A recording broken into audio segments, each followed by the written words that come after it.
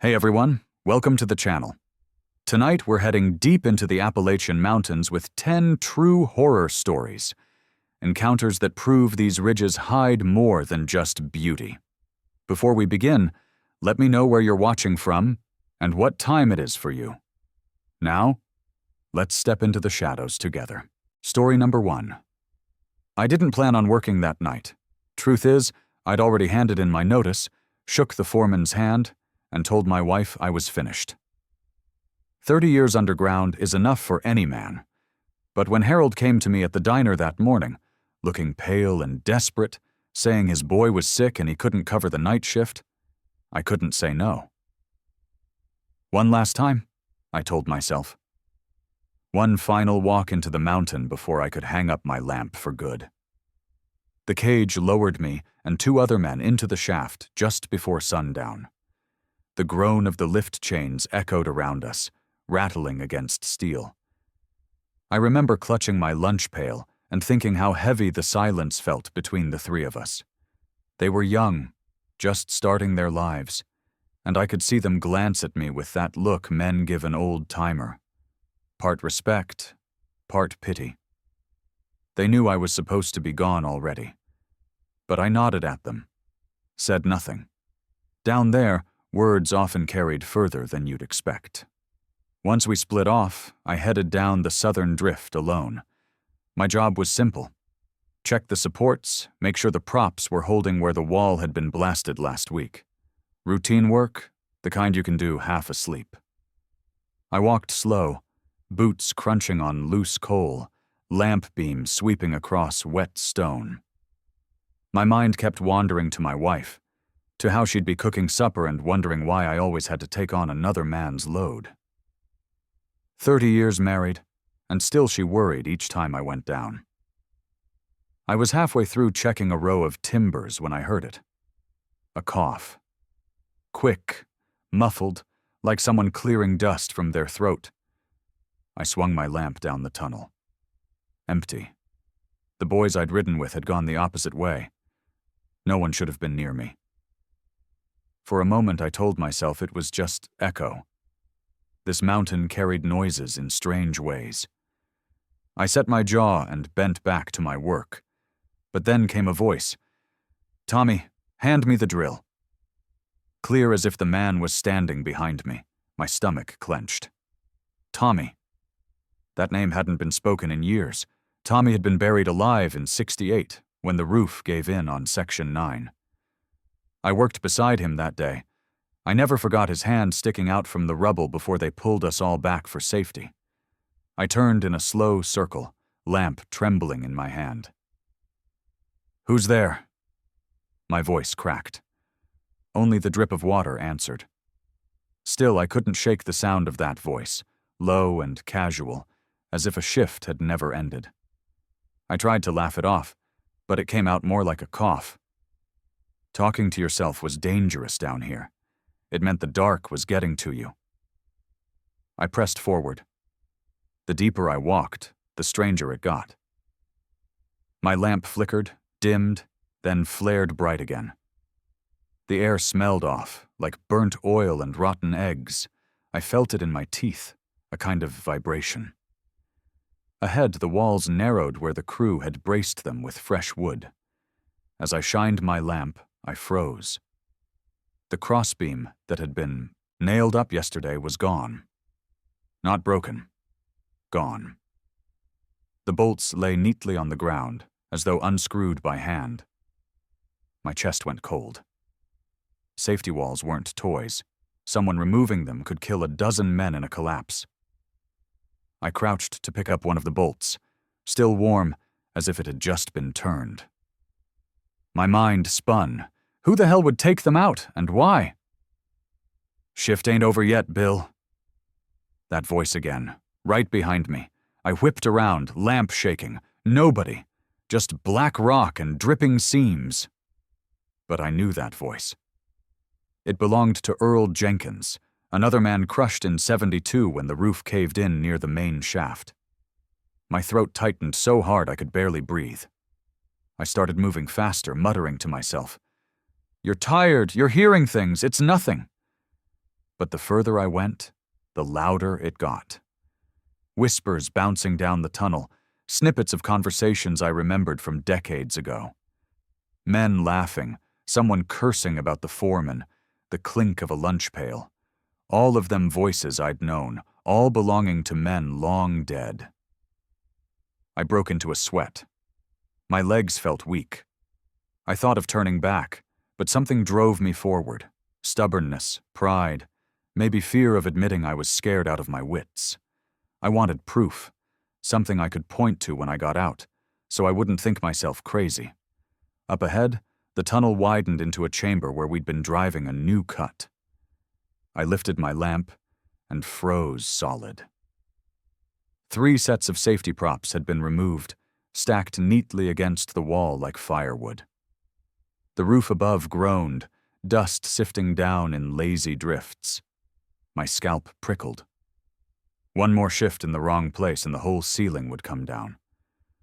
I heard boots behind me. Slow, heavy steps. My mouth went dry. I didn't turn around at first. Then, with my heart pounding, I swung my lamp. The beam caught nothing. Empty stone. But the steps kept coming, closer, until I felt the vibration under my feet. "Don't stay," a low voice whispered. Not cruel, not mocking, more like a warning. I staggered back, pressing against the wall.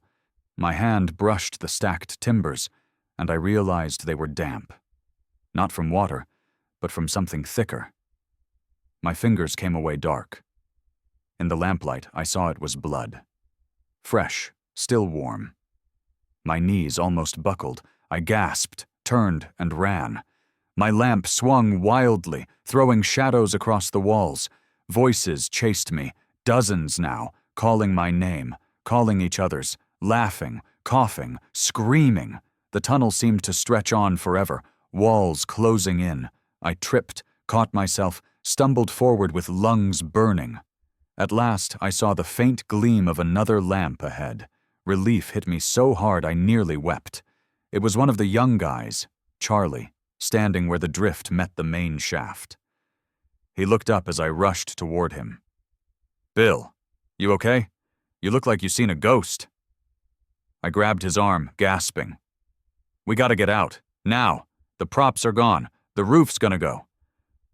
My voice was raw, frantic. He frowned. "What do you mean gone? I just walked through there half an hour ago. Everything was fine." "Not anymore," I snapped. "I saw it with my own eyes. We gotta warn the others." We hurried back towards the cage, shouting for the rest of the crew. I remember Charlie's face pale in the lamp glow, his eyes darting around like he didn't know whether to believe me. By the time we gathered the others and went back to the chamber, my stomach was twisted tight. But when we got there, the props were back in place. Every single beam stood solid, bolts tight, not a speck of dust out of place. The chamber looked exactly as it should, safe and steady. No blood, no stacked wood, nothing. I felt the ground drop out from under me. The men muttered, shooting me wary looks.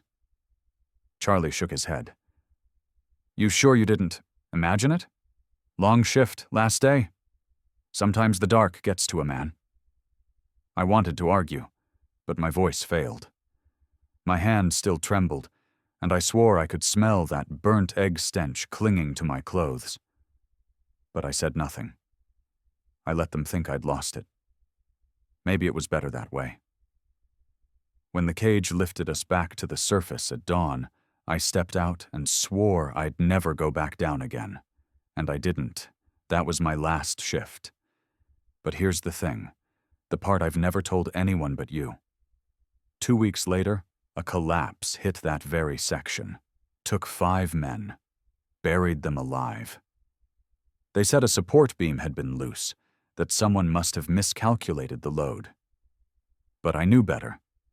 I'd seen those walls stripped bare. I'd heard those voices calling me back, like they weren't done with me yet. Sometimes, at night, when the house is quiet, I swear I still hear them. Tommy, Earl, the rest, calling my name in that same easy tone, like I'm just late to the shift. And I wonder if I only made it out because the dead decided to give me a warning, or maybe because they're still waiting, down in the dark, for me to come back and finish what I started. Before we jump into the next story, please like the video and subscribe to the channel. We really need your love and support. Story number 2. I didn't even want to go in that night, but when you're 16 and the rest of your friends are daring each other to prove they aren't scared, saying no feels impossible. We were all piled into Mark's rusted-out Ford, parked on the gravel pull-off near the old iron furnace. The thing had been shut down for decades, nothing left but the towering brick shell and the dark throat of the smelter that rose straight up into the hillside. People said it still smelled like smoke if you got close enough, even though no fire had touched it since before we were born. Mark tossed me a flashlight and said, "You're first, man. You always talk the most. Prove it." His smirk made it clear he didn't expect me to do it. That was reason enough to step out of the truck. The ground crunched under my sneakers as I walked toward the furnace. I could feel the others behind me whispering, laughing too loud like they were trying to drown out nerves. My flashlight beam cut across the bricked arch of the entrance. I swear the stone seemed to breathe, like heat was pushing against it. My chest tightened, but I crouched low and slid inside, brushing cobwebs and dirt from my shirt as I straightened. It smelled faintly of iron, like rust and something burnt. When the others followed me in, their voices bounced against the circular chamber, too sharp and too close. Inside, the walls were a strange dark red, pitted and scarred. Someone had spray-painted their names years back, the letters stretched and faded. The space narrowed as it rose, funnel-like, ending at a shaft that reached all the way up the hill. I tilted the flashlight and saw bricks that looked faintly orange, as if something glowed from deep within. "Do you see that?" I asked, but nobody answered at first. Mark was fiddling with his lighter, clicking it open and shut. Then Lena, the quietest of us, said, "They're hot." She had pressed her palm near the wall, close but not touching. "You can feel it." I tried it myself. Just inches from the surface, the heat prickled like standing too close to a bonfire. "That's not possible," I muttered. "It's abandoned." But my hand knew better. There was warmth, real and alive. Tommy, the youngest, dared me to touch it. I refused at first, but everyone's eyes landed on me, and before I could stop myself, my fingers brushed the brick. It was scalding. I pulled back instantly, my skin tingling as though I'd been burned. I held my hand up to the flashlight beam. No blister, no mark, just a weird sensation that lingered deep in my palm. The air thickened as we stood there. Our breath came shorter, faster. I tried to joke. Maybe someone left the oven on, but my voice shook and no one laughed. Then something happened that made me wish I'd run. A faint hum filled the chamber, low at first, like a vibration running through the brick. The walls seemed to tremble, dust falling from the seams above. Lena grabbed my arm, hard enough to hurt. "We need to go," she said. Mark rolled his eyes, but I could see his jaw tighten. Before anyone could move, Tommy reached up with his sleeve and pressed his whole hand against the glowing patch. "See? It's not even—" He stopped mid-sentence, his eyes wide. He yanked his hand back and screamed. His palm had a fresh burn, the skin reddened in the shape of something circular. We all crowded around him, trying to see in the shaky flashlight beam. At first it just looked like a welt, but then I realized what shape it was. A ring. Not just any ring, our family's ring. My father wore one, his father before him. I had one too, though I never wore it. It was a simple crest, a mark of some old coal mining union. But how could it brand itself into Tommy's skin? He wasn't even related to me. Everyone stared at me like I had answers. My throat dried up. "It's just a coincidence," I whispered, though the words felt hollow. Tommy kept crying, cradling his hand, the ring imprint glaring red. Mark hissed, "This is messed up, we're leaving."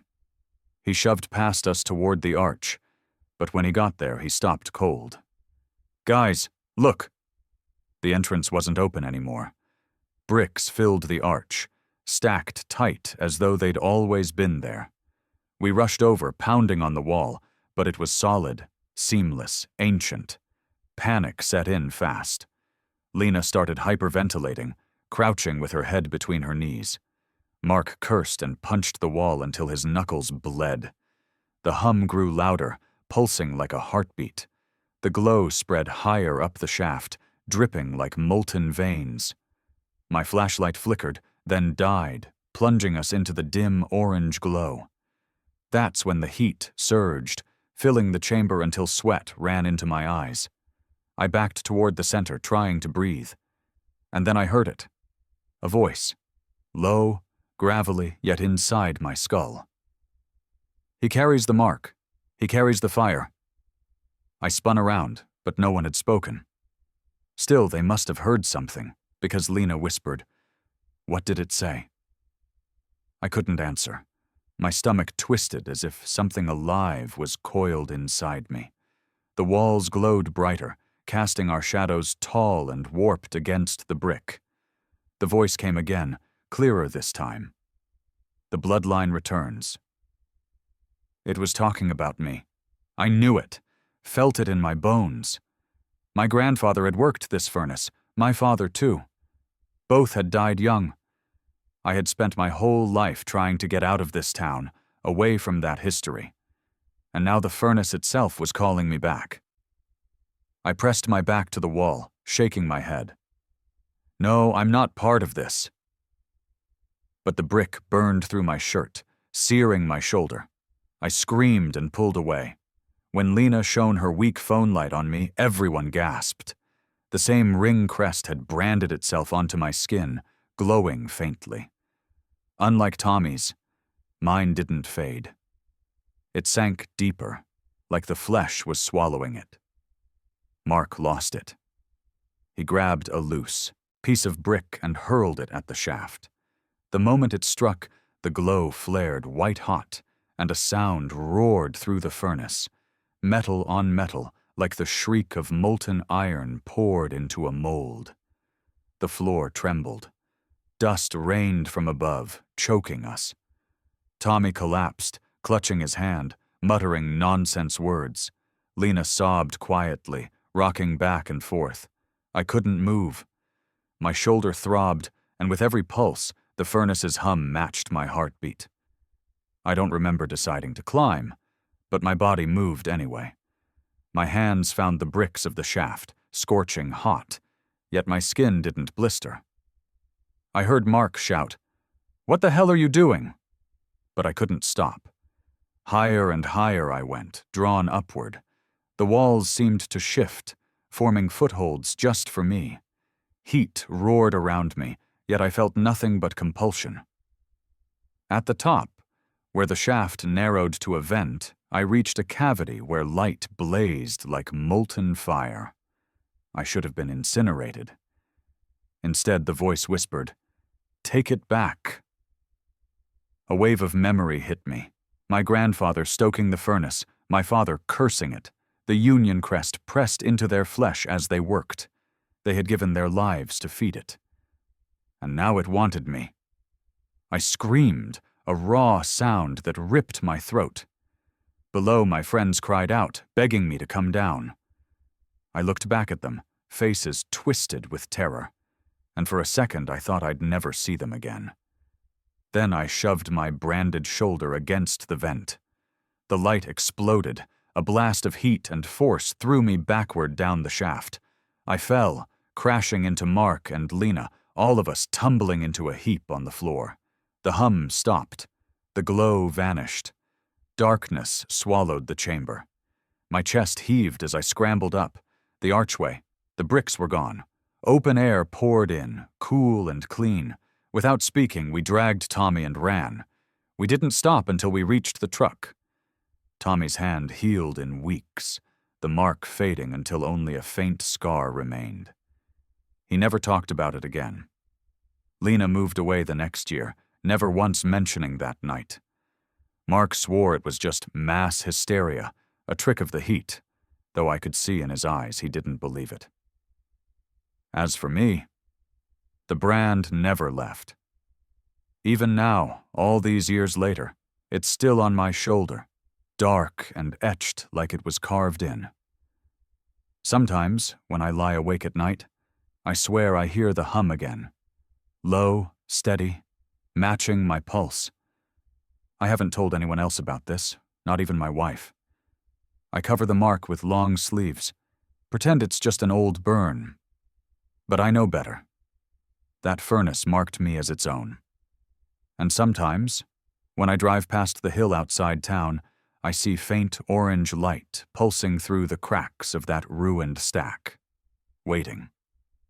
It knows I'm still here, and it's only a matter of time before it calls me back for good. Story number 3. I was already halfway through the flea market before I noticed the stall with the music boxes. Bernie isn't a big place, and our weekend markets have the same stalls most weeks, but that morning felt off from the start. I had come looking for nothing in particular, just killing time after my shift, wandering among tables of old tools, DVDs, and second-hand clothes. Then I saw this tiny wooden box, no bigger than my palm, sitting among chipped porcelain dolls. I don't know why it stood out. It wasn't flashy, just plain wood with a brass key sticking out the back. But when I picked it up, I realized it had a little oval mirror inside the lid. I gave the key a twist, expecting the tinny plinks of some generic tune, but nothing happened. The old man behind the stall leaned forward, his voice so low I barely caught it. "It plays when you're not alone." I thought he was joking, so I laughed awkwardly and put a coin on the table. He didn't even look at the money. His eyes stayed fixed on me as if memorizing my face. That night, I set the box on my bedside table. I told myself I'd wasted money, but there was still a part of me curious about the man's words. Around midnight, when I got up for water, I noticed the lid had shifted open. I knew I'd closed it. The mirror caught me at an angle, and that was when I heard the first note. Not a full melody, just a single sharp plink like glass striking metal. I froze, staring at my reflection. The mirror didn't show the room behind me. It showed the corner of my old flat in Hobart, where I'd lived 6 years ago. I saw the wallpaper, the same ugly peeling green pattern. Then, nothing. The image snapped back to my bedroom, the music silent again. I sat down on the bed, heart thudding, telling myself I'd dreamed it. But when I reached to shut the lid, the mirror flashed once more. This time the reflection wasn't of any room.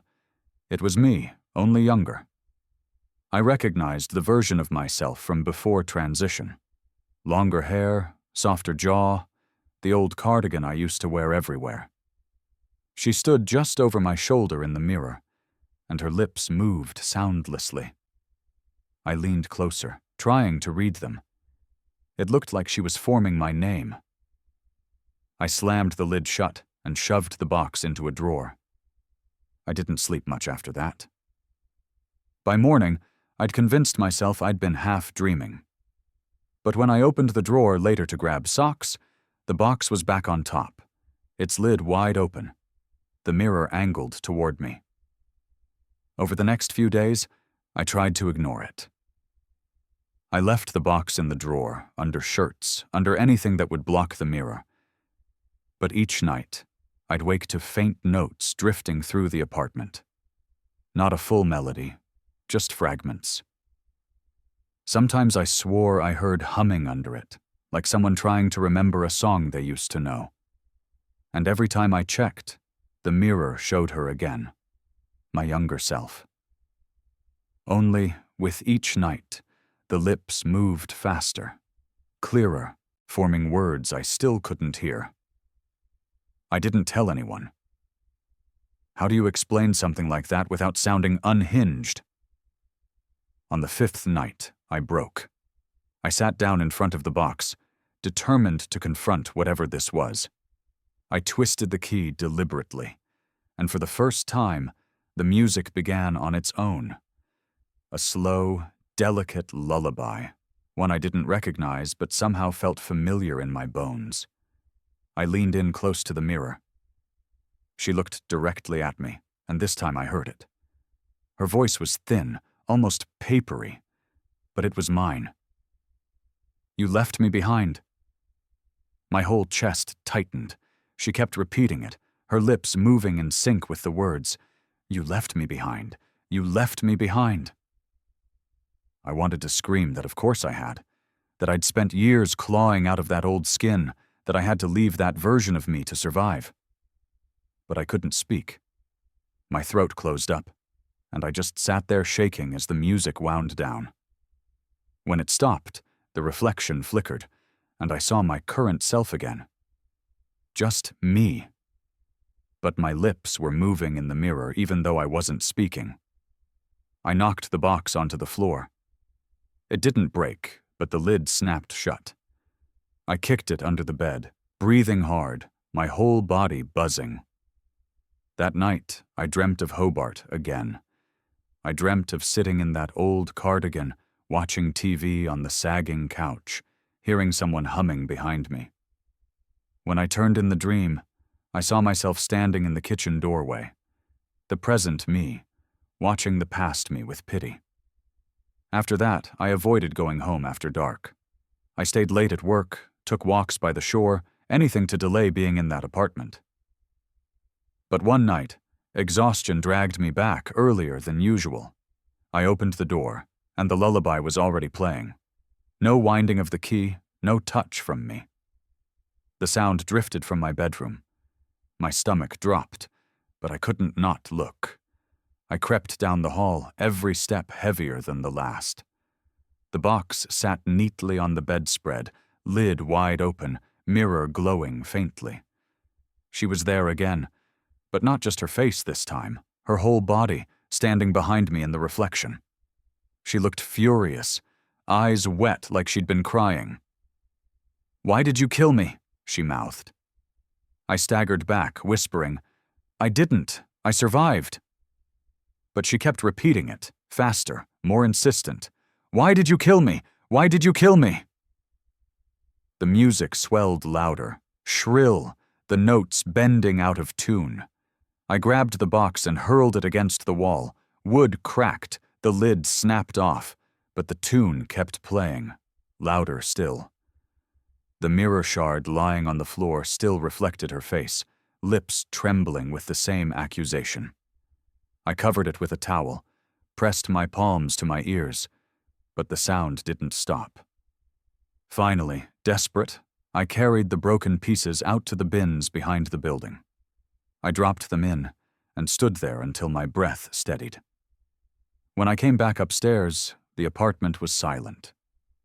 For the first time, in a week, I slept soundly, but the relief didn't last. The next evening, walking home from work, I passed the flea market again. My heart froze. On the same stall table, among the chipped dolls, sat the music box, whole again, the same brass key gleaming. The old man wasn't there. The stall was empty except for the box. I didn't touch it. I kept walking, trying to convince myself it wasn't the same one, just another trinket that looked similar. But the following night, when I opened my front door, it was on my kitchen table. The towel I'd used to cover the broken shard lay folded neatly beside it. I nearly collapsed. I couldn't breathe, couldn't think. I shouted into the empty apartment, "What do you want from me?" For the first time, there was an answer. The mirror shimmered, and her voice filled the room, echoing, thin but unmistakable. "I want you to remember me." I sank into a chair, shaking. "I do remember, every day, My voice cracked. I had to change. I couldn't stay that way. The music slowed, softened, the notes almost tender now. In the mirror, she smiled weakly. Her lips formed one last phrase. Then let me go. I felt something in my chest unclench, like a knot finally loosening. The box wound down to silence, and for the first time, the mirror only showed me. No double image, no past self. Just me. The next morning, the box was gone. I searched everywhere, under the bed, in drawers, in the bins again. It was simply gone. I haven't seen it since. Sometimes, though, when I'm alone and the world is quiet, I swear I hear the faint plink of a note in the distance, as if someone's testing the key. And I wonder if she's still out there, not angry anymore, just watching. Maybe making sure I keep remembering. Maybe making sure I never forget that leaving her behind was the only way I got here. And I know this sounds insane, but when I think about it now, I don't feel haunted. I feel balanced, almost. Like I didn't kill her, and she didn't vanish. We just finally stopped fighting each other. Story number 4. I had my rifle slung over my shoulder and my boots sinking into the crust of snow when it started. There were 3 of us that morning. Me, my cousin Dale, and an older man from town named Harris, who knew the woods better than anyone. We'd been following a trail, convinced it was a deer that had been clipped by some car near the highway. The blood drops were scattered, bright against the whiteness, leading us deeper past the frozen ponds where the tree branches clawed low. At first it felt routine, the kind of track you just keep your eyes on until you get close enough for a clean shot. But then I noticed something off about the prints. They weren't hooves. They were small. 5 toes. Bare feet.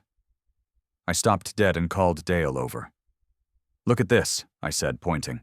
He bent low, frowning. "Kids?" His voice cracked with disbelief. Harris spat in the snow and shook his head. "No child's out here barefoot in this cold, not unless you want to find a body." He wanted to turn back, but I couldn't. I don't know if it was stubbornness or curiosity, but something about those prints tugged at me. They were spaced wide, like whoever it was had been running. The blood drops grew thicker the further we went, streaks instead of dots. My stomach knotted. Who could run barefoot across ice and not collapse? We argued for a bit. Harris said we'd waste daylight chasing nothing. Dale said if it was kids, they needed help. I stayed quiet, staring at the trail until finally Harris threw up his hands and muttered, "Fine, but don't say I didn't warn you." So we pushed deeper. Each step crunched like breaking glass. My breath turned sharp inside my chest.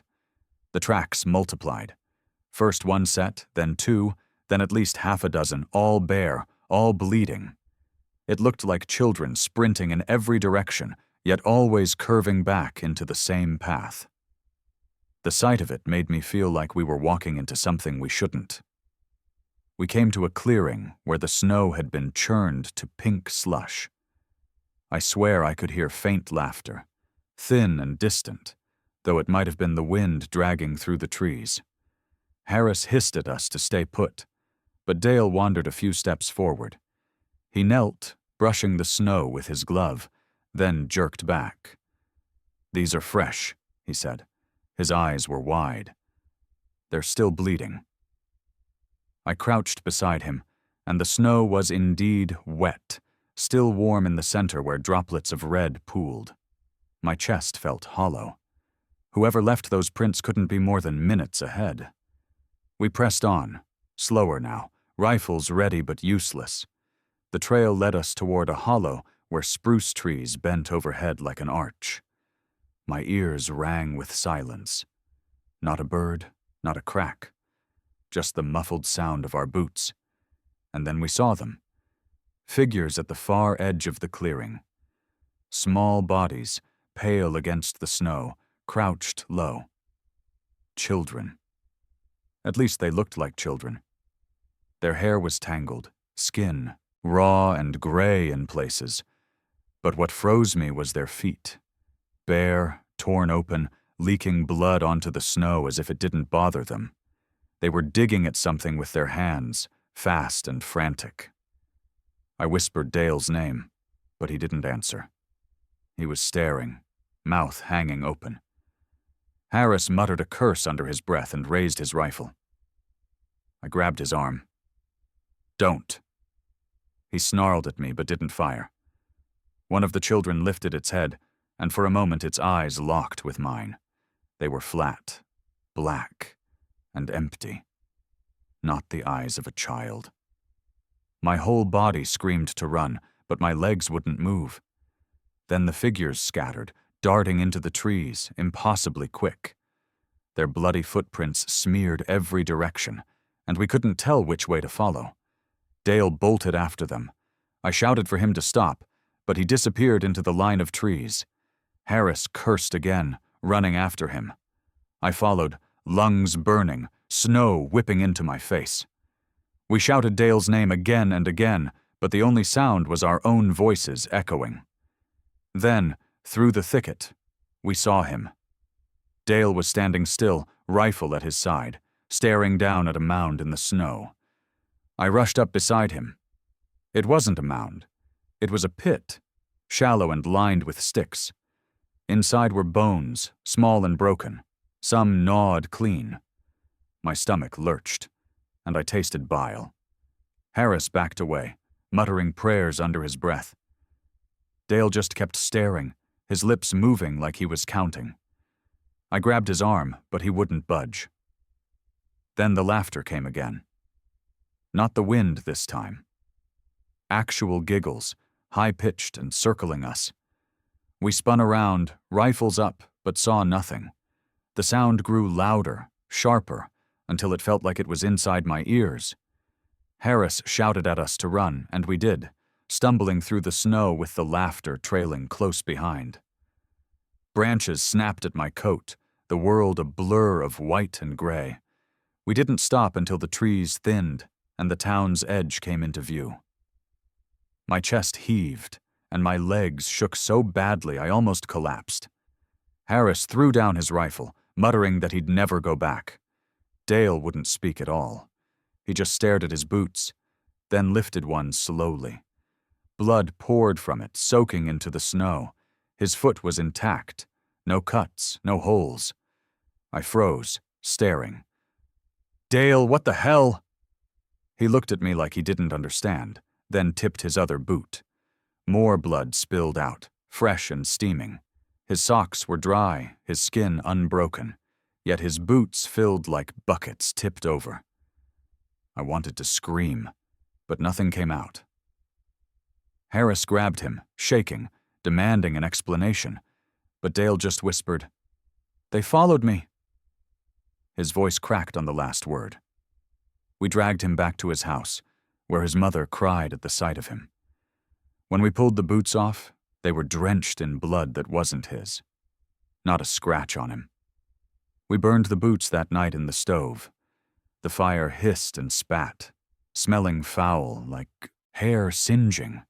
Even then, the blood kept seeping until the flames consumed them entirely. For days afterward, Dale didn't leave his room. I checked on him once, and he was sitting at the window, staring out at the snow, whispering to himself. I caught the words when I leaned close. He was counting again. 1, 2, 3, as if he were keeping track of something.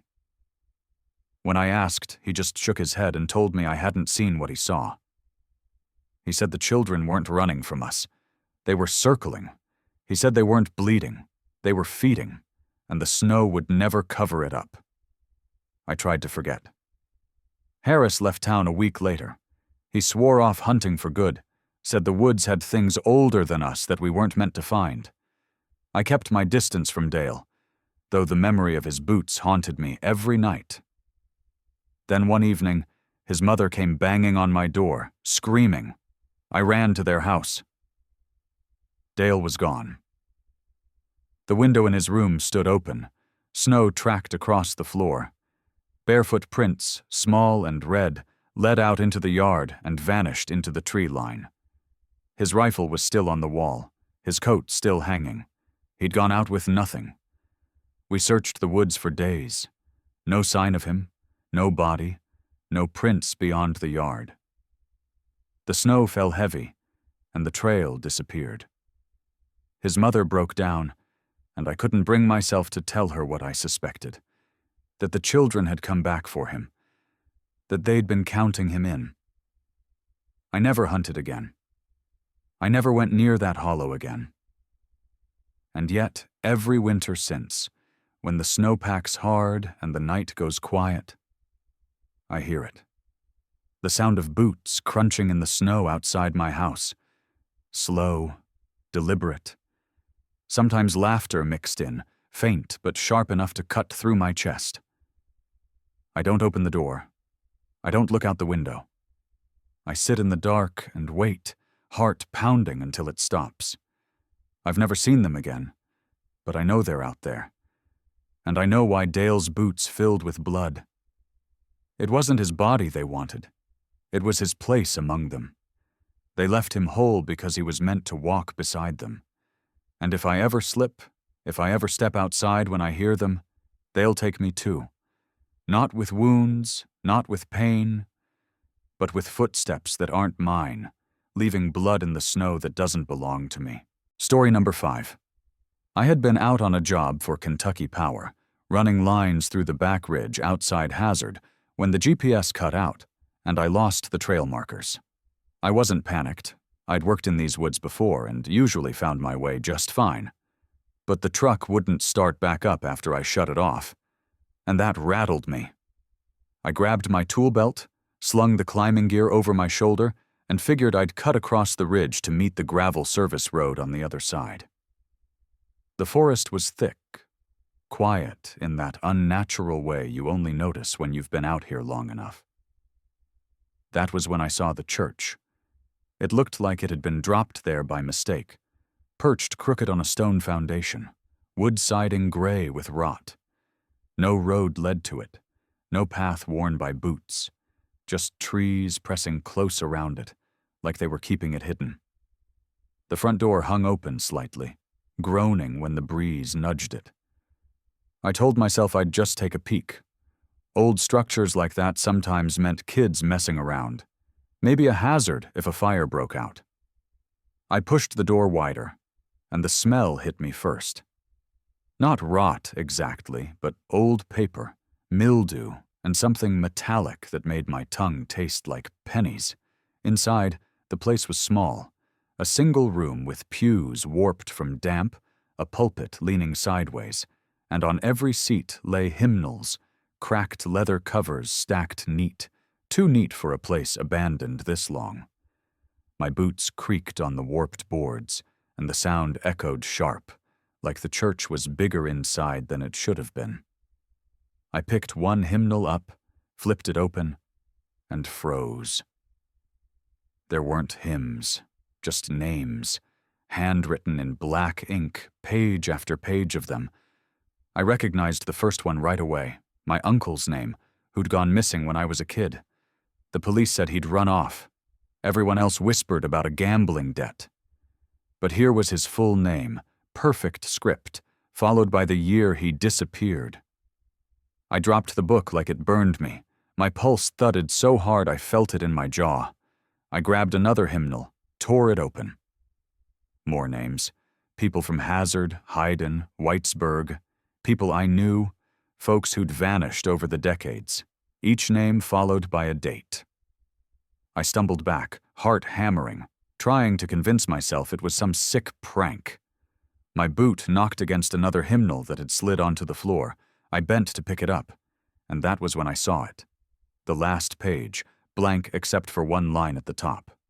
My name. Written in the same black ink, neat and careful, no date beside it, just empty space, waiting. I swear my chest locked up. My fingers went cold and clumsy. I dropped the book and staggered toward the door, muttering, "No, no, no, no." I wasn't even thinking of the truck anymore. Just getting out, away from those pages. But the moment I reached the threshold, a sound came from behind me. pages fluttering, hundreds at once, though I hadn't touched them, like every hymnal in the place had flipped, open together. I didn't turn around. I bolted into the trees, branches slapping my face, roots snagging my boots. My only thought was distance. Get distance between me and that church. But after 10 minutes of running, I looked up and felt my stomach bottom out. There it was again. The same clapboard church, just ahead through the trees, door still gaping open like it had been waiting. I doubled over, gasping, sweat dripping off my nose. My head spun.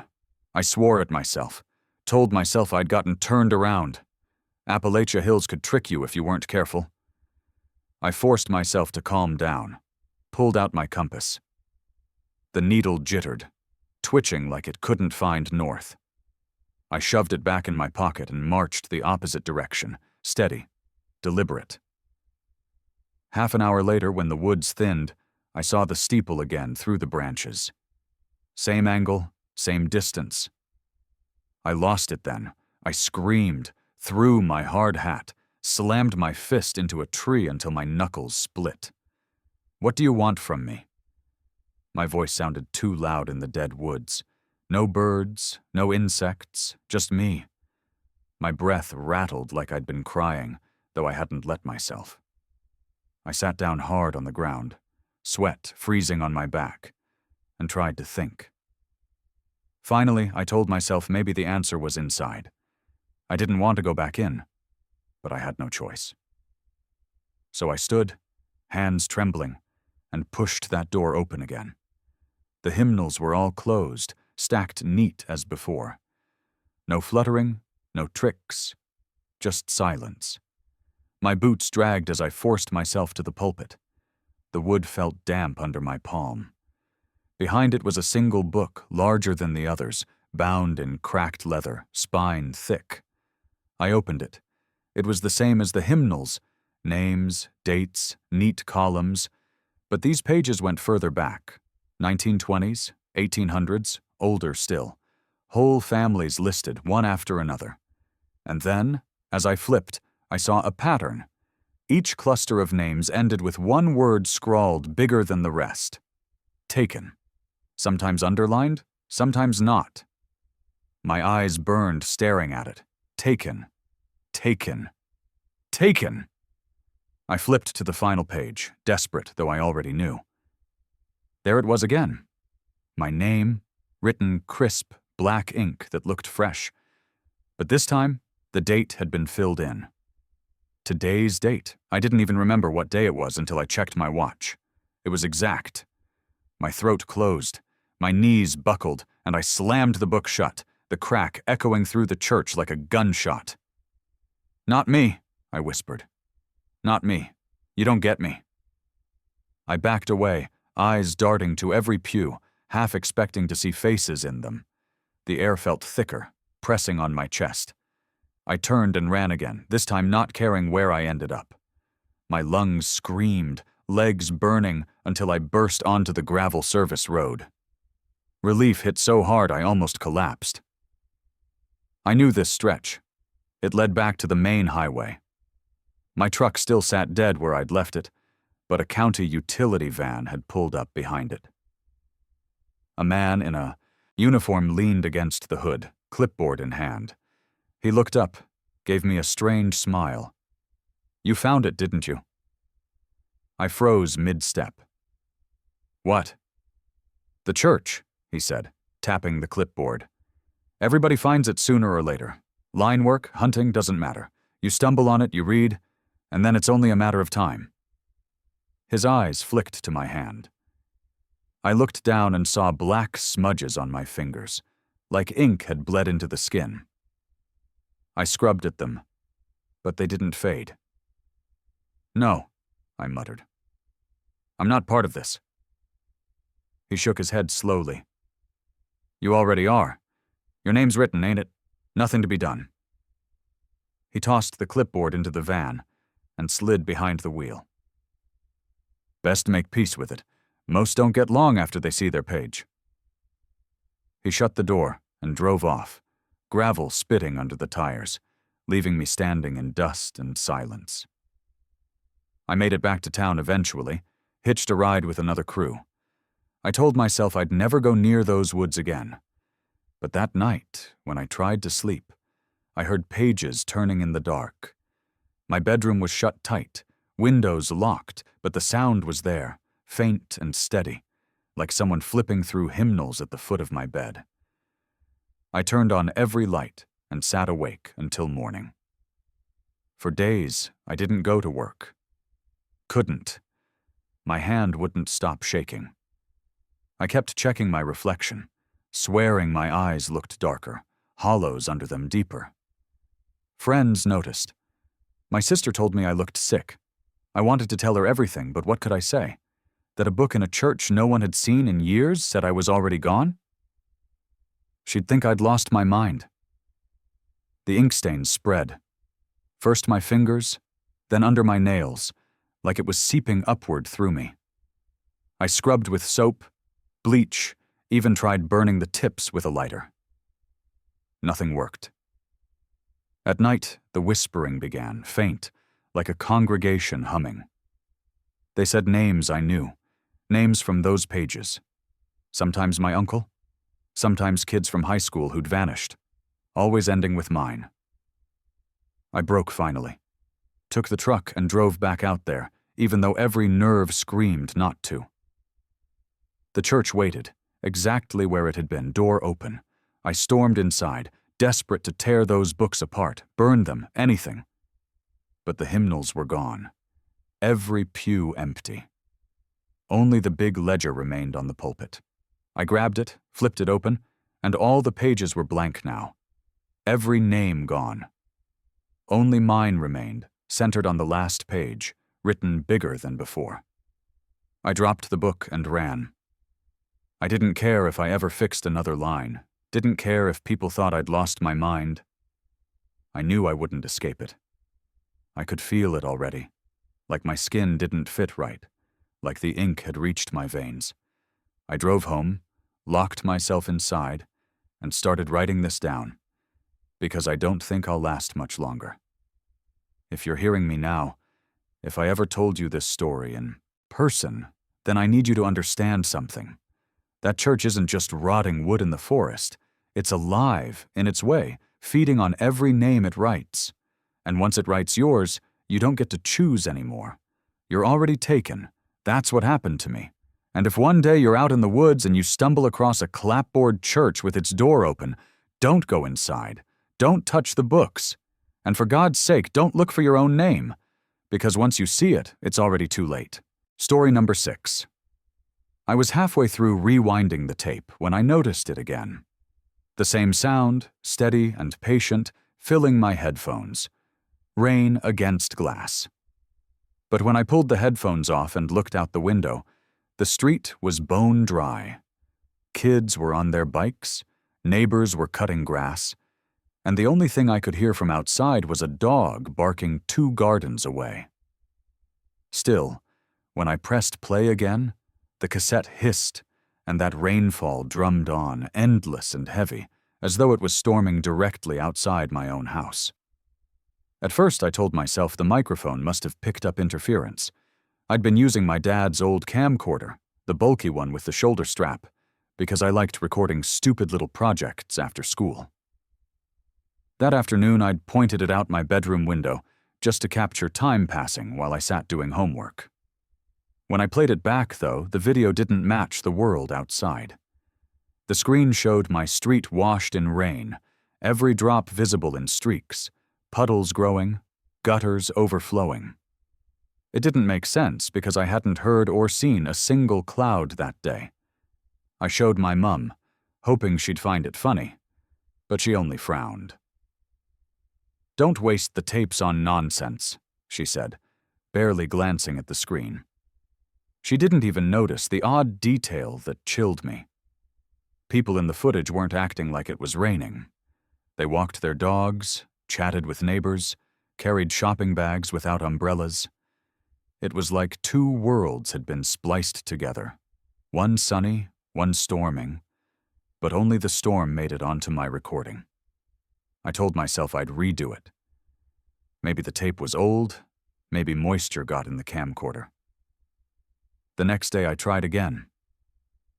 I set the camera on my windowsill, pointed it down at the street, and left it running while I ate dinner. When I checked it later, the sound hit me first. That same hammering rainfall, harder this time, as though the storm was building. On screen, water poured down the street like a river. But when I looked out the window, everything was calm. That was when the unease settled in my chest. It wasn't just a trick of the camera, it was too consistent. I kept recording, day after day, and the footage never showed sunlight. The storm never stopped. Sometimes the rain was light, a mist brushing the lens. Sometimes it came down in sheets, so heavy that the image blurred. I started keeping a log, writing down what I saw outside compared to what the tape showed. Every entry was the same. Sunshine in reality, rain on tape. One Friday evening, I dragged my friend Isla into my room to see for herself. She perched on the edge of my bed while I fumbled with the cassette. "Listen," I said, pressing play. She tilted her head. "Sounds like rain?" "Exactly. But look outside." I yanked the curtains open. The glow of the street lamps lit up clean, dry pavement. Isla leaned closer to the TV. "Weird. But it's just a glitch, right? Old cameras pick up all kinds of crap." "It's not just once. It's every time," I insisted. "Every tape I've recorded for the last 2 weeks looks like this." She shrugged, unimpressed, but when I pressed her to watch another tape, I saw her expression falter. On screen, the rain had risen high enough to lap at car tires, yet outside the same cars sat untouched, rusted and ordinary. Isla hugged her arms around herself. "You should stop messing with this. It's creepy." I wanted to stop. I really did. But it felt like the tapes were daring me to continue. Each new recording pushed things further, as though the storm was escalating inside its own world. Soon, the water on screen was knee-deep.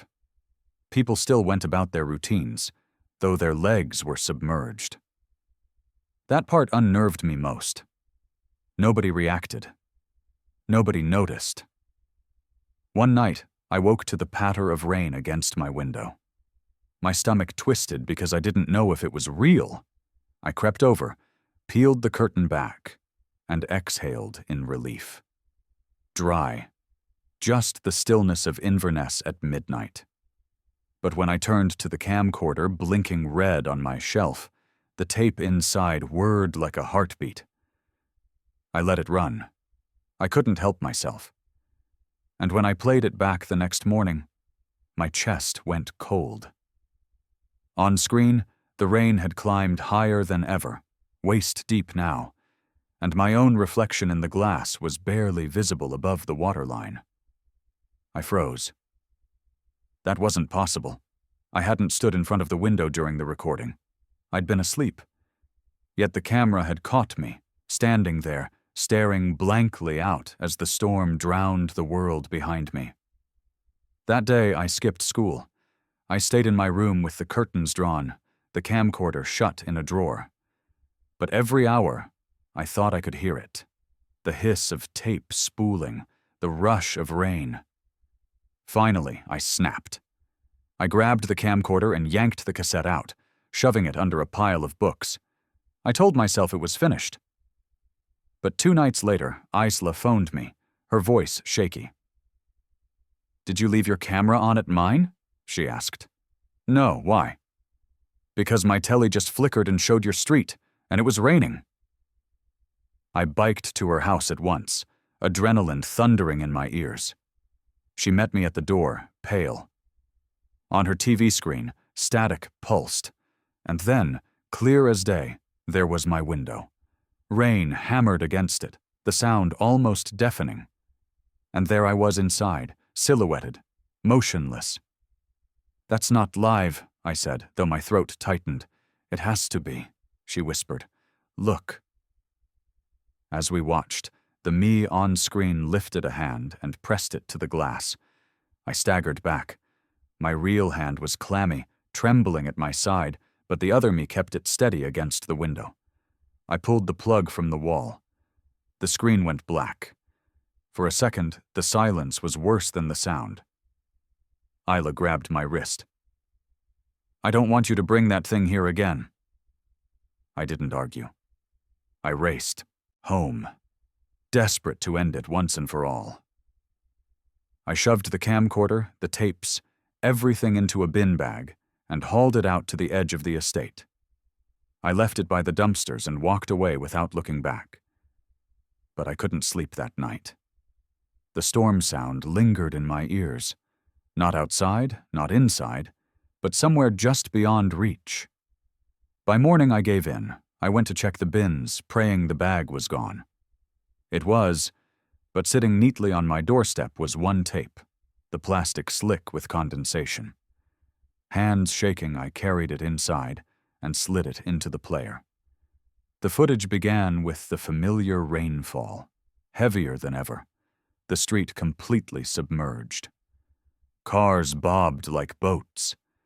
And then the camera shifted, as though someone was holding it, not resting it on my sill. It swung toward my room, zooming in until my window filled the screen. Inside was me, sitting exactly where I was at that moment, watching. I can't explain the terror of that recognition, the way my stomach dropped, the way my chest locked tight. Because the me in the tape raised her head slowly, and her eyes met mine. Not the camera, not some imagined space. Mine. And she smiled. I hurled the tape across the room. The plastic cracked, the ribbon spilling out like entrails. I stomped on it, crushed it until nothing was left but shards. For a few seconds I thought it was over. But then I realized the sound hadn't stopped. Rain still poured, filling my ears, soaking into the walls. I ran to the window. The street outside gleamed under sudden downpour. For the first time, the storm was real. Neighbors rushed to pull in washing. Kids shrieked and ran for cover. It was all happening, just as the tapes had shown. I should have been relieved. Finally, the world matched the recordings. But then I glanced at the glass and saw nothing staring back. No reflection. My body was gone from the pain, though I stood right there, palm pressed to it, heart hammering. I shouted for my mum. She burst into the room, eyes wide. "What's wrong?" "Look!" I cried, pointing at the window. She frowned. "What am I supposed to see?" "My reflection. It's not there." Her face twisted with worry. She gripped my shoulders. "Sweetheart, you're scaring me. Your reflection is right there." But I couldn't see it. All I saw was rain. Endless, unbroken rain. And then faintly, my own voice whispered from somewhere deep inside the storm. "You've been watching too long." The next days blurred.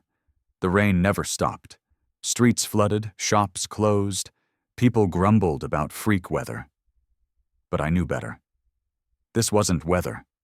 This was the storm I'd been recording, finally spilling over, and each time I passed a mirror or window, the truth pressed harder. My reflection was fading. It flickered in and out, weaker every day, until one morning it was gone entirely. I begged Isla to come see. She stood behind me in the bathroom, staring at the mirror. "You're right. There," she said firmly. "I see you." "Then why don't I?" I whispered. I tried everything. Lights on, lights off, mirrors in shops, puddles in the street. Nothing. I didn't exist in glass anymore, only the storm did. The last night I remember clearly, I set the camcorder back up, desperate for answers. The rain outside thundered, but when I played the tape back, it was silent. Silent except for the faint sound of breathing. And there I was on screen, not in my room, but outside, standing in the downpour. I watched myself tilt my head back, open my mouth, and vanish into the water. The tape clicked to an end. The rain outside stopped. I stepped to the window, trembling, and for the first time in weeks, the glass showed something. But it wasn't me. It was the empty room behind me, curtains swaying gently, no figure blocking the view. And that's why I'm telling you this now, face to face, because I need you to believe me when I say I was here. I lived in that house. I recorded those tapes. I fought against the storm. But if you look at me too long, if you try to catch me in a mirror, you'll realize the truth. The rain did stop, finally. Only I wasn't in the footage anymore. Which story setting scared you the most? Let me know in the comments. Story number 7. I was running low on fuel when I saw it. I'd been on the highway outside Newcastle for hours, hauling freight back from a late-night delivery, and the gauge was pressing close to empty. Normally, I knew the route like the back of my hand. I'd driven it dozens of times, and there shouldn't have been a station where I saw one glowing in the dark. A single building with bright white lights buzzing above the pumps, standing alone at the bend of the road. I slowed down, relieved, even though a small part of me wondered why I didn't remember it being there before. Pulling in, the whole place looked new. The canopy was spotless, no stains on the concrete, and the glass of the shopfront was so clear I could see the aisles inside lined with goods. I killed the engine and climbed out, and that's when I noticed something that made me hesitate. There was a man behind the counter inside. He was standing perfectly still, facing forward, like he'd been waiting for me. His head didn't move. His hands didn't move. I thought maybe he was watching a small TV screen I couldn't see, but when I pushed the door open, the bell jingling above me, he didn't even flicker. I walked in slow, trying to be polite, giving a nod. "Evening, mate. Just need to top up the truck." His eyes shifted to me, but only his eyes. His face was pale, his expression locked in place, and it was the longest unblinking stare I've ever had fixed on me. I forced a little laugh. "Pumps on?" His lips moved, finally, just 2 words. "Go ahead." His voice was flat, monotone, like a recording. I hurried back outside, swiping my card, filling the tank. It was silent except for the fuel rushing in. No crickets, no wind, just stillness pressing down on me. When I finished, I glanced back at the shop. He hadn't moved at all. He was still watching me, eyes wide, unblinking. I went back inside because I needed a receipt, and I didn't want to seem rude. As I walked up to the counter, I noticed the shelves behind him. Every item was the same. Rows of bottles, identical labels, no brand I recognized, lined up too neatly. I leaned on the counter, waiting for him to print something, and I swear I could hear my own heartbeat. "Busy night?" I asked, trying to cut the tension. He didn't answer. His hands didn't move. His eyes stayed locked on mine. Finally, he slid the receipt across without looking at it, without blinking. I muttered thanks, shoved it in my pocket, and got out of there as quick as I could. Back in the cab, I looked at the paper. No station name, no ABN, no details. Just numbers, 68, Gorn 0. That was it. No location, no operator, just the amount. My gut twisted. I drove off fast, watching the lights in the mirrors until they faded into the black behind me. I told myself in the morning I'd laugh about it. Just a weird stop. Maybe a new independent station not on the maps yet. But something gnawed at me. And when I reached Newcastle, I couldn't sleep. The image of those eyes glued open, the endless shelves, the silence, it wouldn't leave my head. By midday, I'd worked myself up enough to call the depot manager. I asked if he knew of a new station at that bend of the road. He checked, called around. Nothing. That was when I decided to drive back out there. Not alone, I called the local police station, said I wanted to report something odd. They were skeptical, but agreed to meet me. 2 officers followed me out the next evening. I retraced every turn, every mile, until I reached the spot. I pulled over, heart thudding, pointing out where it had been. But there was nothing. Just long grass and a flat patch of earth like nothing had ever stood there. I remember one officer saying, "You sure it wasn't further up?" But I wasn't wrong. I knew exactly where I'd pulled in. I climbed out, walking the ground, searching for tire marks, for fuel stains, anything. There was nothing but dust. My truck tires had cut the grass where I parked, but that was the only sign of any vehicle.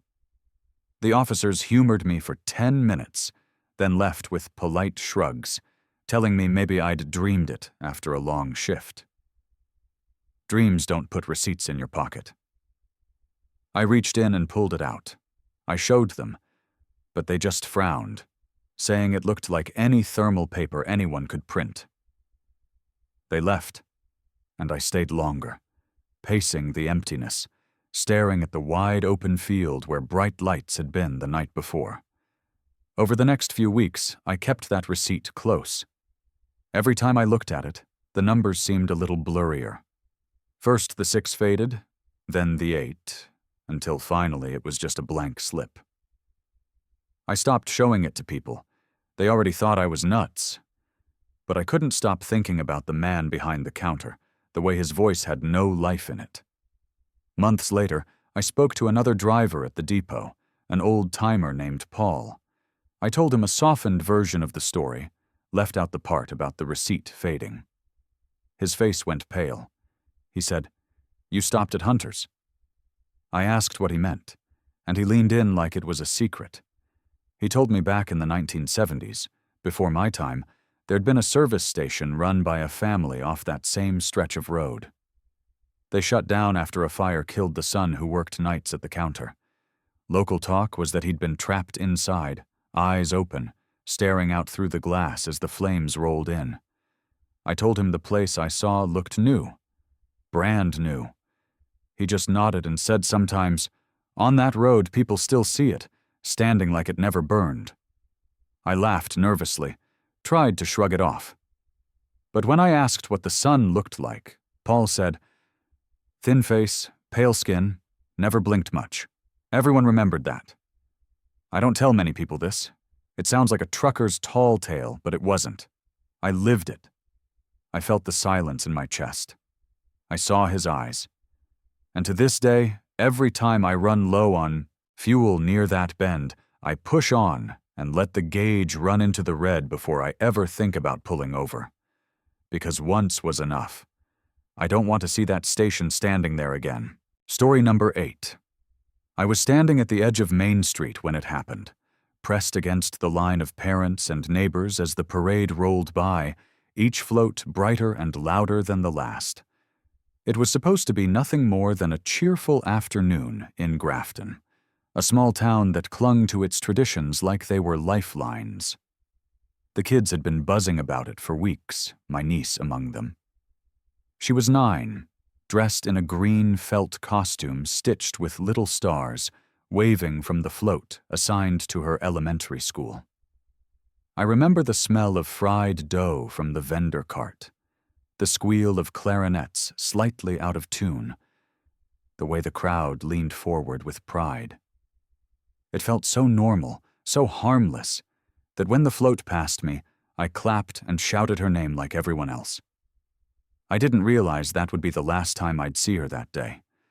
The parade had maybe 5 floats left when people started to notice something was off. The marching band paused, a gap widened between floats, and chatter broke into nervous questions.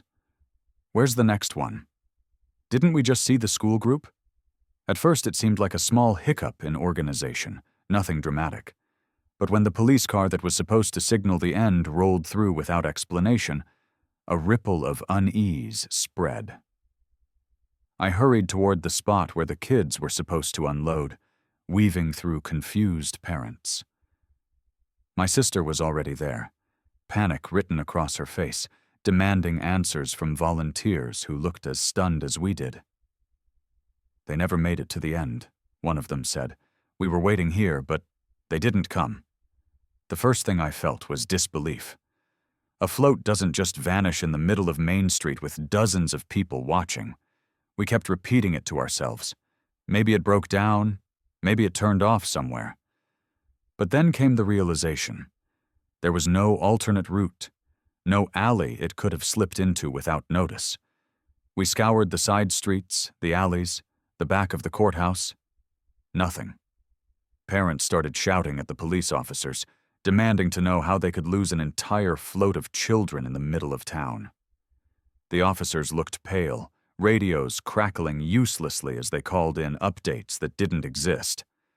I grabbed one by the arm and begged him to take this seriously. My niece is on that float. Find her. Please. By sundown, Main Street was barricaded. Helicopters circled overhead, their lights sweeping empty fields. The mayor came out with a bullhorn, telling people to remain calm. Calm? My sister was screaming, clawing at anyone who tried to hold her back. I couldn't stop replaying it in my head. The float gliding past me, my niece smiling, waving, and then gone. The official story was chaos. Witnesses gave conflicting accounts. Some swore they saw the float keep moving down Main. Others insisted it turned right by the old mill.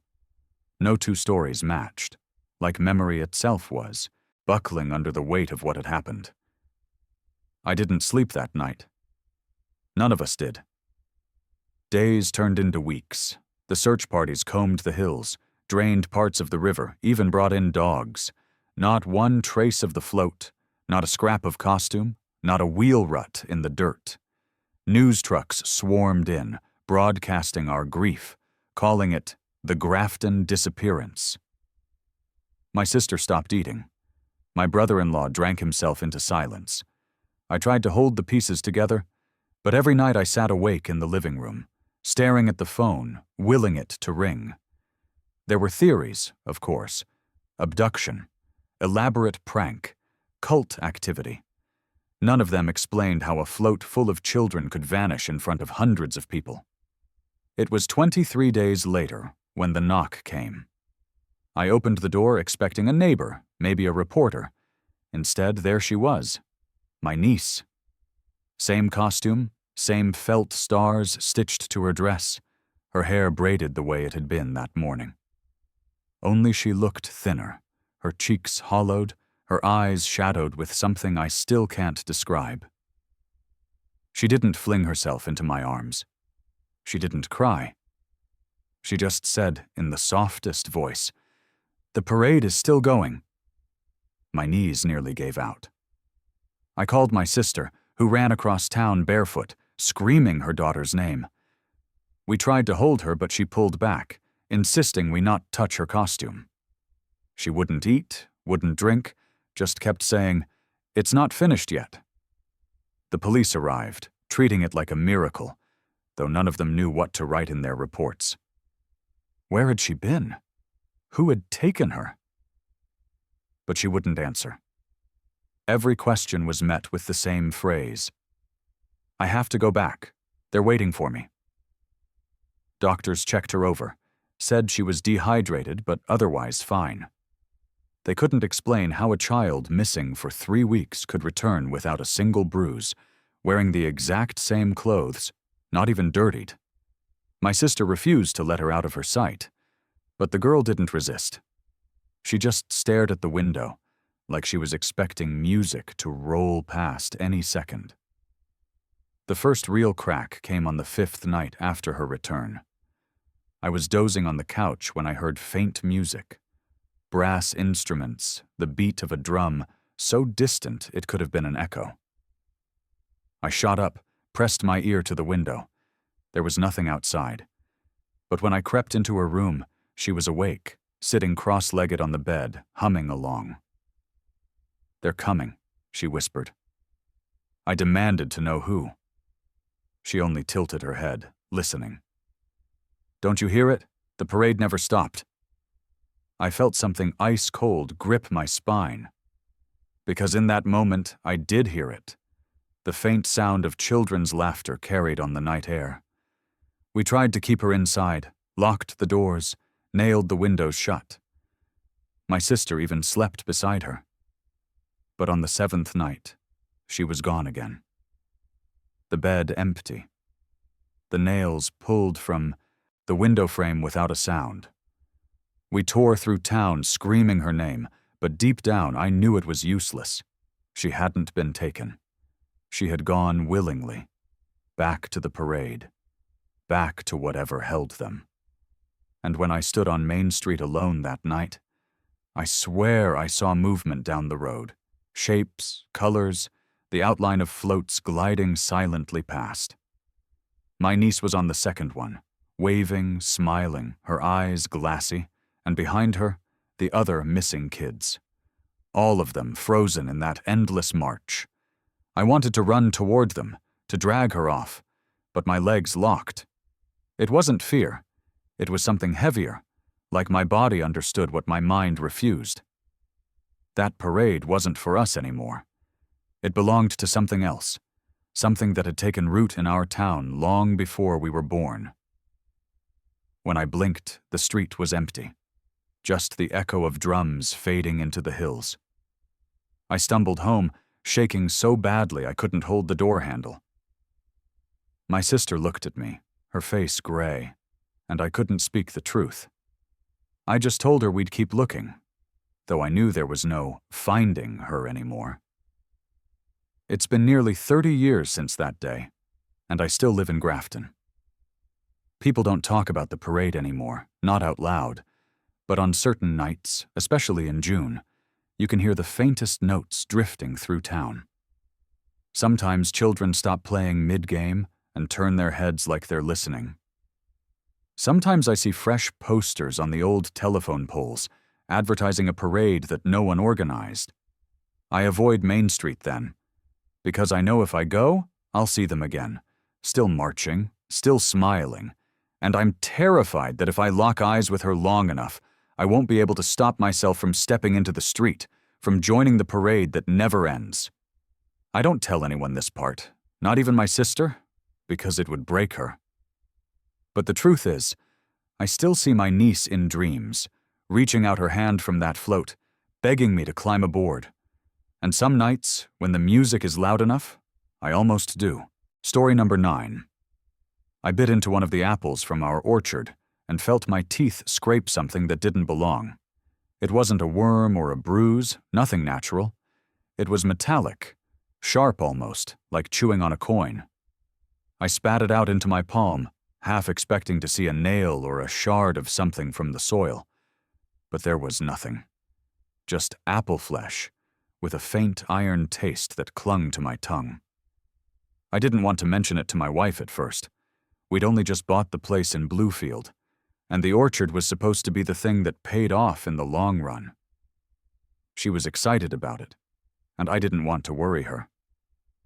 But then my youngest, Daniel, pushed his slice of pie away that night and said, "It tastes like pennies." That stopped me cold. Kids don't invent things like that unless it's real. The next day, I walked the rows of apple trees, testing fruit off different branches. The taste wasn't in every apple, but enough of them had it that I knew something was wrong. When I sliced one open with my pocket knife, I noticed the faintest reddish streak near the core, not the kind you see from bruising, but darker, as if something in the roots was feeding into the fruit. I dug my heel into the soil around the trunk, half mad at myself for thinking what I was thinking. But curiosity got the better of me, and I fetched a spade. The soil was loose, damp, not hard-packed like it should have been. 2 feet down, I struck something solid that wasn't stone. It gave a dull thud when I hit it again. I cleared the dirt away with my hands and froze. It was a bone. Human. Unmistakably human. I stumbled back like the earth had burned me. For an hour, I sat on the porch, staring at that hole, trying to convince myself I'd imagined it. My wife came out and asked why I was pale, but I told her nothing. I couldn't say it aloud yet, not until I was sure. When night came, I couldn't sleep. Every time I closed my eyes, I pictured that bone and the apple's taste in my mouth. By morning, I couldn't take it anymore. I went back out with the shovel and dug deeper. The smell hit me first, faint but sour, like old copper and rot. Then more bones emerged, and scraps of cloth. I covered it back up, heart racing, because I didn't want Daniel or my daughter Claire stumbling over it. But from then on, every time I looked at those trees, all I could think of was what their roots were sucking up from the soil. The news about the missing girl came later that week. Emily Turner, 15 years old, last seen walking home from the library. The whole town was on edge. I sat at our kitchen table while my wife read the paper, and my stomach knotted. I didn't tell her what I'd found. Instead, I drove into town alone and parked outside the sheriff's office. I rehearsed what I would say, but when I saw two deputies laughing together at the door, I couldn't open my mouth. What was I supposed to say? That the apples in my orchard tasted like blood and I dug up bones? They'd think I was covering something up. So I drove back, sweating the whole way. Claire was the one who made it worse. She came running into the house holding something in her hand, hair blowing wild around her face. "Daddy, look what I found tangled in the roots." She held out a clump of long, dark strands. It was human hair, woven like it had been pulled into the roots and grown there. I yanked it from her hand before she could really look at it. My wife demanded to know what was going on, and I snapped at her without meaning to. That night we argued, her accusing me of hiding things. She was right, of course. I was hiding something I didn't know how to face. The next morning, deputies came knocking. Not about me, not yet, but asking if we'd seen Emily. My wife almost told them about the orchard, but I cut her off and lied, saying we hadn't noticed anything unusual. After they left, she looked at me like she didn't know me. And truthfully, I didn't know myself either. My mind was tearing in two directions, one side saying, "Call the sheriff," the other saying, "Keep your mouth shut, protect your family." If the bones belonged to someone from years back, did I want my kids growing up in the house known for that? That night I dreamt I was walking the orchard rows, and the trees were whispering. I woke up drenched in sweat, swore I could still hear it. The whispers weren't words, not exactly, but a pulling sound. A call. The next day, I noticed the ground around certain trees looked disturbed, like it had been recently dug. I crouched and pressed my palm into the soil. It was warm. Too warm. I didn't tell anyone. I just kept checking, walking the rows like a man patrolling a prison yard. Then came the screaming. It was 3 nights later, and I thought it was a fox at first. High, piercing. But when I ran outside, flashlight in hand, I saw a figure dart between the trees. My blood went cold. It was a girl in a torn blouse, hair wild, stumbling barefoot. "Emily?" I shouted before I could stop myself. She turned, eyes wide, but then she bolted deeper into the orchard. I chased her, branches slapping my arms, mud sucking at my shoes. But when I reached the center row, there was no one. Only silence. I searched until my legs gave out, but she was gone. The next day, I told my wife everything. The bones, the hair, the girl I saw. She didn't scream or faint. She just looked at me, lips tight, and said, "We're leaving. We're not raising our children here." But before we could pack, deputies came again. This time they weren't asking questions politely. They had dogs combing the area. Someone must have seen me running the orchard at night. A deputy asked why my hands were blistered, and I lied again. I said I'd been chopping firewood, but the dogs kept sniffing around the apple rows, circling one tree in particular. That evening, the sheriff himself showed up. He said they'd found fibers in the orchard matching Emily's clothing. My wife burst into tears. I said nothing, throat tight, because what else was there to say? They started digging while I stood on the porch, my children peeking out the window. I wanted to tell them to stop, to get out, to leave the earth covered. But the shovels kept striking, and then the smell hit everyone. Deputies staggered back, hands over their faces. When they pulled her up, Emily's body was wrapped in roots like a cocoon, hair twisted into the branches above. My daughter's gasp from the window cut me deeper than anything else. The sheriff questioned me until dawn. I swore I had nothing to do with it, swore I didn't know how she got there. My wife backed me, though her voice shook. In the end, they didn't arrest me. Not enough to tie me directly, they said. But the look in their eyes told me they didn't believe me either. The orchard was cordoned off, dug through, tree after tree pulled down. They found more bones, older, nameless, too many to count.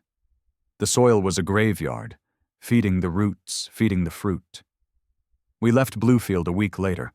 I sold the land for a fraction of what I'd paid, barely enough to get out. My wife never spoke of it again. Daniel won't eat apples to this day. Claire wakes screaming sometimes, saying she can still taste pennies. And me? I keep my silence, but the truth gnaws at me. I see her, Emily, running through the trees, and I wonder if she was calling for help or warning me to leave. I tell you this because it's the only way I can breathe with it on my chest. The orchard was never just soil and trees. It was hungry, always hungry, and we were fools to think we could live beside it. Sometimes at night, even years later, I wake with that metallic taste on my tongue, as if I've bitten into one of those apples again. And I wonder how much of it is still inside me, how deep the roots really went. Story number 10. I stuck out my thumb without even thinking, more out of habit than hope, standing on the side of that narrow road that cut through the valley.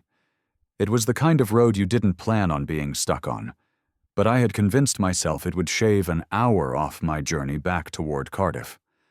The buses had stopped running early, and I wasn't about to wait until morning in a town where the pub had already thrown me out for being too different. My pack was heavy on my shoulders, and every step on the gravel felt like dragging myself through someone else's mistake. I told myself it was just a ride I needed. Just one ride to get me closer. The first car slowed almost immediately, like it had been waiting for me. A silver hatchback, clean but ordinary, rolled to a stop. The driver leaned across the seat, a man maybe in his late 30s, short hair, square jaw. "Need a lift?" he asked, and I nodded. He smiled, and I slid into the passenger seat, trying to look calm, though my chest still buzzed with nerves. The car smelled faintly of cigarette smoke, but not fresh. We talked a little, where I was headed, how late it was to be out walking. He didn't ask about me beyond that, and I didn't volunteer. I noticed he never looked me fully in the eye, just kept his attention on the road. After 10 minutes, he pulled over at a junction and said he was going another way. I thanked him and stepped out. The car drove off into the dark. I barely had time to adjust my bag before another pair of headlights appeared, slowing down right in front of me. This one was the exact same model of car. Same silver hatchback. My first thought was that it must be the same man looping back around. But when the driver leaned across, I froze. It was another man, but he looked almost identical. The hair, the jawline, even the way his hands gripped the wheel. Maybe brothers, I thought. Maybe just a common face around here. He said the same words, too. "Need a lift?" His voice was pitched differently, but the cadence was almost rehearsed. I hesitated, but climbed in. This ride was shorter. He asked me where I was from, and when I told him, from south near Cardiff, he chuckled as though he already knew. I didn't like how quiet it was in the car. No radio, no background hum. When he dropped me off at another turnoff, he said, "Be careful out here." The exact words the first man had said. I watched the taillights fade and felt a tightness in my stomach. A third car came along not 5 minutes later. Again, the same damn car. Same silver hatchback, same driver, or someone who looked nearly the same. This time I didn't want to get in, but I couldn't think of what else to do. The road was empty. No buses, no taxis. My phone had no signal. My legs already ached. So I slid into the seat again, my palms damp. He smiled at me, and I noticed the same little scar near the eyebrow that the second driver had. Or was it the first? My chest tightened. "Long way to go," he said casually. I didn't answer. My throat felt clogged. After a few miles, I forced myself to speak. "Funny. Seems like I've already been in this car tonight." He chuckled without looking at me. "Maybe you have." When he dropped me off, it was without ceremony. Just another quiet stop. Another muttered warning to be careful. I didn't want to thank him, but I did anyway, like my mouth wasn't connected to my brain anymore. The fourth car stopped before I could even put my thumb out. It was waiting. Just waiting for me. I felt my whole body tense, but I climbed in again because standing there in the dark was worse. This one had the same driver, only younger, like the face had been copied and smoothed out. He didn't speak at all, just drove. The silence pressed against my ears until I thought I'd scream. My reflection in the side window looked pale and stretched. My mind buzzed with questions. Was I imagining this? Was I exhausted, hallucinating, or was something happening to me that had no name? By the time the fifth car came, I was shaking. It was the same car, the same driver, older this time, his hair touched with gray. I wanted to scream at him, to demand who he was, what this was, but the words shriveled inside me. He asked me where I was headed, and when I stammered, "Cardiff," he smiled softly. "That's a good place. You'll be safe there." The reassurance felt hollow, like a lie given to a child before bed. I told myself I wouldn't get into another one, no matter what. I'd walk until my legs gave out if I had to. So when the sixth set of headlights appeared, I waved my arms like I was refusing, but the car pulled over anyway. The man leaned across and just stared at me. The same damn face. My vision blurred with tears I didn't want to show. He didn't ask if I needed a lift this time. He just said, "It's nearly over." My throat closed. I couldn't breathe properly. But my body climbed in anyway. My hand gripped the door handle so tight my knuckles ached. We drove in silence until he pulled over in a stretch of road where no houses, no lights, no signs marked the landscape. He looked at me then. Properly looked. And for the first time I felt like he wasn't seeing me but peeling me apart with his gaze. He leaned closer. I could smell something sour on his breath, like damp earth. And then he whispered my name. My real name. Not the name I gave strangers. Not the name anyone in Wales had ever heard from me. My real name, the one I'd carried quietly before I ever told the world who I was. I felt like my heart had stopped. My skin prickled all over, as if my body was rejecting itself. "How do you know that?" I croaked. He didn't answer. He smiled and nodded toward the door. "Out you go." I stumbled out, my legs numb, and the car rolled away as if it had never existed. I stood there in the middle of the valley road, gasping, choking on my own breath, trying to convince myself I hadn't lost my mind. I walked. I walked until dawn stained the horizon pink, until the sound of birds replaced the buzzing in my ears. Eventually, I reached a petrol station, and the man behind the counter looked at me like I was a ghost. My face was streaked with tears and grime, my clothes damp with sweat. I asked him if there were any cars that came through in the night. He shrugged. "Not often. Quiet night. Didn't see anyone pass." I left, trembling, clutching my pack like it could anchor me. By the time I reached Cardiff, my voice was hoarse, and I couldn't explain what had happened. No one would have believed me. How could I tell them that every driver on that road was the same man, the same face, repeating himself like a broken reel? How could I explain that he spoke my name, the one I'd buried, the one I'd sworn was only mine to reveal? Even now, years later, I still dream about that road. In my sleep, I see the headlights coming for me, car after car after car. And always, when I open the door, it's his face waiting for me, smiling like he already knows how the story ends. So I don't hitchhike anymore. I don't even drive through valleys after dark. Because sometimes, when I glance into the side mirrors of my own car, I swear I see his reflection looking back. And if he whispers my name again, I know this time I won't come back. That's the end of our 10 Appalachian horror stories. Which tale haunted you the most? If you made it to the end, drop "The mountains are watching" in the comments. And remember, not every path through these ridges leads home.